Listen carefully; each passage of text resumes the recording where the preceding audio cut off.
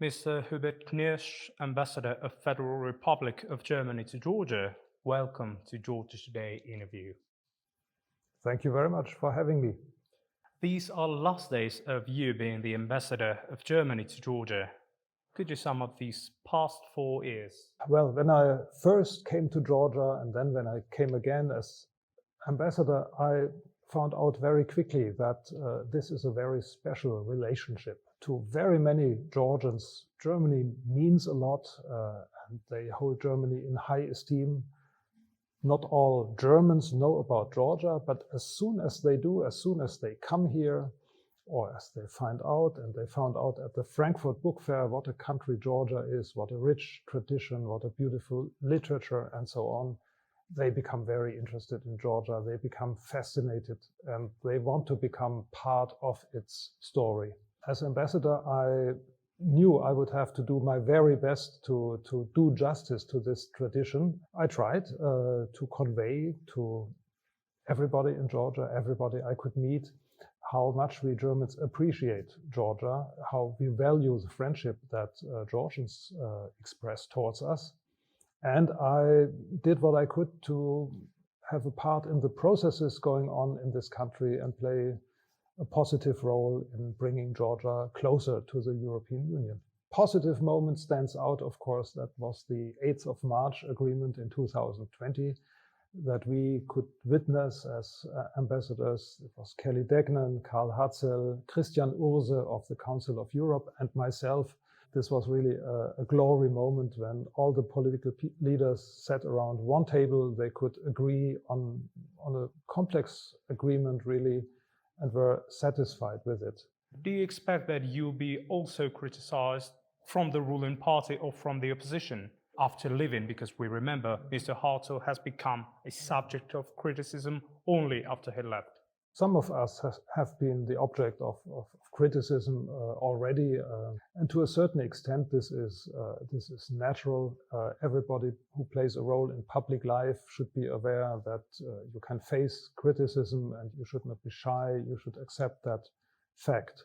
However, what is happening now and what has happened lately is taking on a different quality. I have an impression that this criticism, the tendency of mutual attacks, one person on the other, takes over to such an extent that it really could do damage to the relations between Georgia and the EU, for instance, Georgia and the US.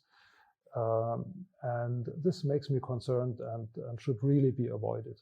You had quite a lot of experience as an ambassador since you were part of many decisive moments of Georgian politics.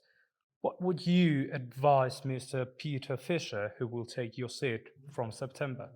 First, Peter is a good friend of mine. We've worked together earlier. I have encouraged him to take a deep dive into Georgia, to enjoy this country fully. It is a beautiful country, and you can see and experience a lot of good things here.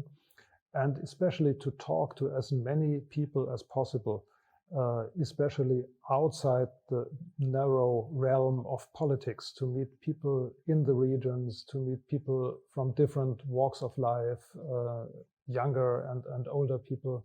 These conversations can give you strength and can help you to stand on both feet in political life, and you will not be afraid to be criticized by one or the other person. 2 years earlier than expected, Georgia sent the request for the EU candidacy status this March. What's your opinion on that, and what would you, as a representative of one of the most influential countries in EU, advise us to do?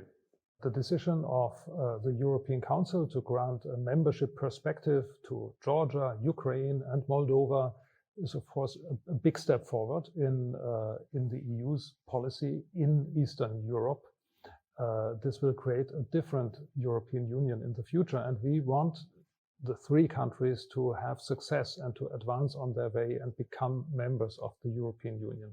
We want them to be able to meet the criteria that were defined in Copenhagen many years ago for all new candidates. This means a transformation in the 3 countries. Certain changes are necessary. But these are things that the people in these countries also want and which are part of becoming a European country in the fullest sense. Since the EU postponed deciding whether to give the EU candidacy status or not to us, our Western partners have become a subject of attack from the ruling party. What does the ambassador think about that, and what's the cause, in your opinion?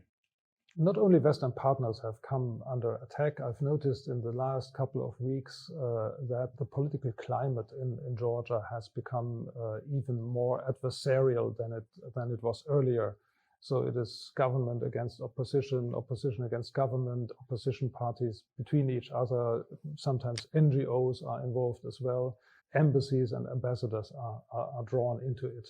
It is very unfortunate, of course, and just the opposite of what the EU encouraged Georgia to show. The impression that political leaders have in Europe is that the confrontational ways of Georgian politics paralyze the country and make it unable to make progress. So they would like to see parties to work together and show that this is a country that can rule itself and transform itself, and where politics can meet the expectations of the people. This is what we are hoping.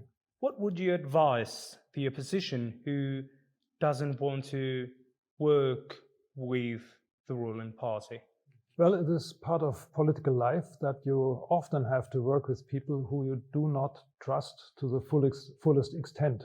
It is not a circle of friends, it's not a beautiful family you are working with, but you are working with your political adversaries and opponents. But there can be no misunderstanding of what the EU has asked for. The point number 1 of the 12 points says expressly that parties should work together to achieve the reforms and the outcomes. And I don't think this is asking too much. And a party which considers itself pro-European should take this request and this point into account and help move Georgia closer to the European Union. Otherwise, there is no excuse for different behavior. Georgian media has become a subject of attack from all sides. Both the ruling party and the opposition are more than critical to them. What's the opinion of the ambassador on that, and how to fix that? Well, there have been different kinds of attacks on the media. One thing that we remember vividly is July 5th last year, when media representatives were physically, violently attacked in the streets of Tbilisi. This was a shock to everybody who witnessed it, and I'm very happy that this year around, the events around the Pride Week took place in a peaceful atmosphere, and that they were well protected. This is one kind of attack on the media. When it comes to verbal attacks, to criticism, well, the media are part of public life and political life. I've often heard the opinion, and I think I have to share it, that many of the media are as polarized or even more polarized than other political parties. So the media should not be afraid of being criticized. They should look at their own role, at their responsibility in political life, and they can make a great contribution. Even if they are not mentioned in the 12 points, they can make a great contribution to improving the situation in Georgia by focusing on real issues, by talking to interlocutors in a quiet way that elucidates their readers and viewers and tells them something new, instead of looking for sensations, for mudslinging and for verbal violence. This is my wish for the Georgian media and to the Georgian people. And I just want to say in my last interviews that I'm very grateful for these 4 years and for everything I have experienced here, for the friendship, for the hard work, for the intensity of this experience. And I really wish Georgia well. Mr. Hubert Knirsch, it's been my pleasure to be the last to interview you. Thank you for everything you've done for past 4 years. Wish you the best of luck and hope we'll meet again. Thank you, Mr. Rekle.